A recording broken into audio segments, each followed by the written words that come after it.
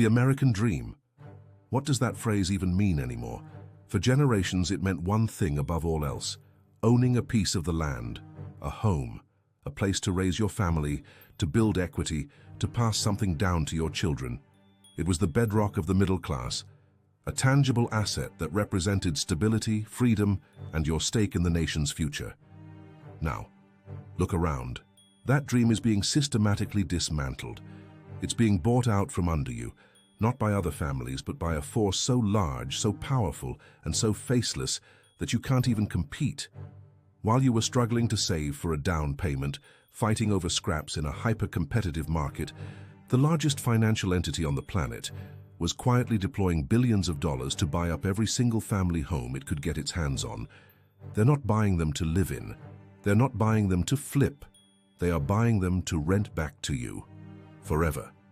This is the story of how BlackRock, the $10 trillion shadow bank that controls more wealth than most nations, is orchestrating the greatest transfer of residential real estate in history. It's a quiet corporate conquest of the American suburb, and it will end with you owning nothing and being happy about it, or so they hope. This isn't a conspiracy theory, it's a business model. And it's happening in plain sight. BlackRock, through its subsidiary companies and investment vehicles, has become the largest landlord in the United States. They don't operate under their own name. They use shell companies and subsidiaries like Invitation Homes and Tricon Residential. These companies sweep into middle-class neighborhoods, pay 20–50% above asking price in all-cash offers, and snatch homes right out from under aspiring families. You can't compete with that. Your FHA loan and your 10% down payment are meaningless when you're bidding against a financial behemoth that can print money out of thin air. They are not price-sensitive. They are not trying to get a good deal. They are executing a long-term strategy to convert the entire housing market from a system of ownership to a system of subscription. You will no longer own your home. You will subscribe to it, paying a monthly fee to a corporate landlord for the rest of your life. How did this happen? It started after the 2008 financial crisis. When millions of Americans lost their homes to foreclosure, Wall Street saw an opportunity.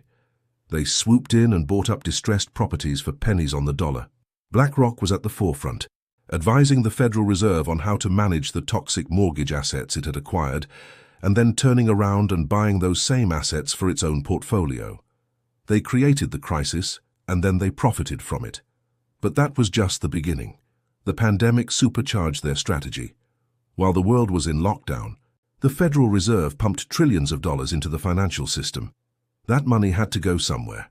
A huge portion of it went directly to firms like BlackRock, who used that cheap, easy money to go on a historic buying spree. They targeted the Sunbelt states first: Arizona, Florida, Georgia, Texas.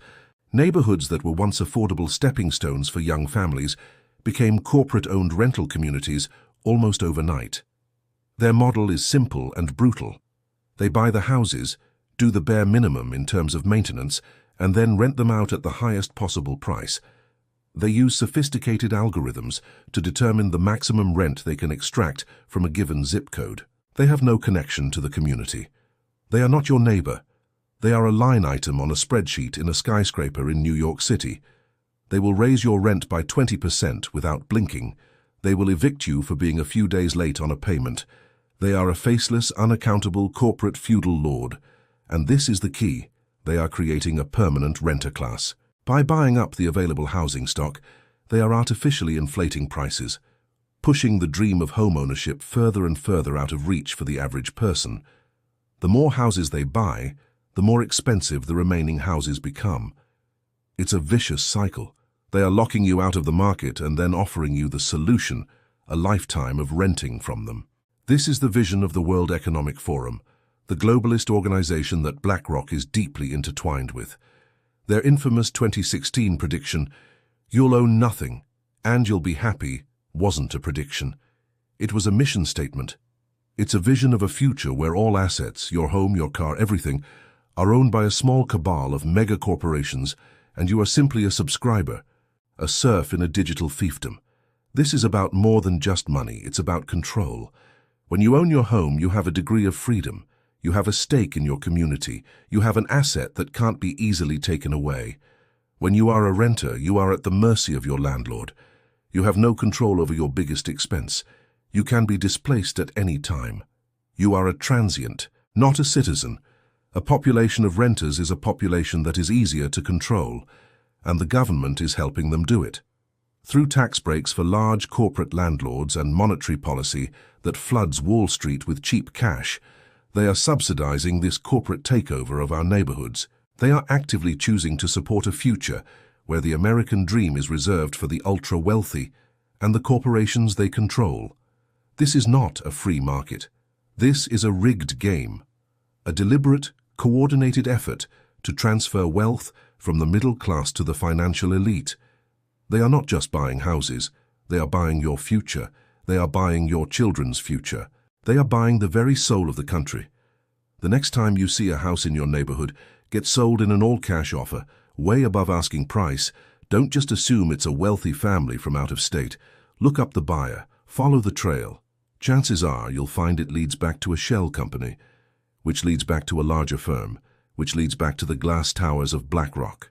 They are your new neighbor, and they are not here to build a community. They are here to collect rent. Let's analyze the mechanics of this conquest. It's a three-pronged strategy, executed with military precision.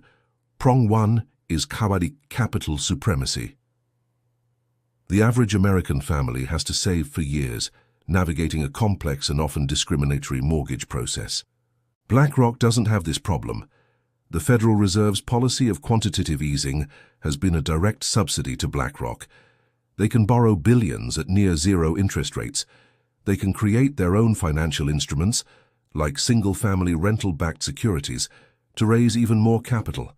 They are not just competing with you, they are competing with a different set of rules. It's like a local chess club trying to compete with a supercomputer that can calculate every possible move. The game is rigged from the start. Prong 2 is technological dominance. BlackRock and its subsidiaries have developed sophisticated algorithms and AI platforms to identify and acquire properties at scale. These platforms can analyze thousands of listings in real time, identify undervalued neighborhoods before they become hot, and execute all cash offers automatically, without human intervention. They are not just buying houses, they are data mining the American dream. They know which neighborhoods have the best schools, the lowest crime rates, and the highest potential for rent growth. They are using technology to create a permanent competitive advantage, a moat that no individual homebuyer can ever cross. Prong 3 is political capture. BlackRock is not just a financial power, it is a political one. They are one of the largest donors to both political parties.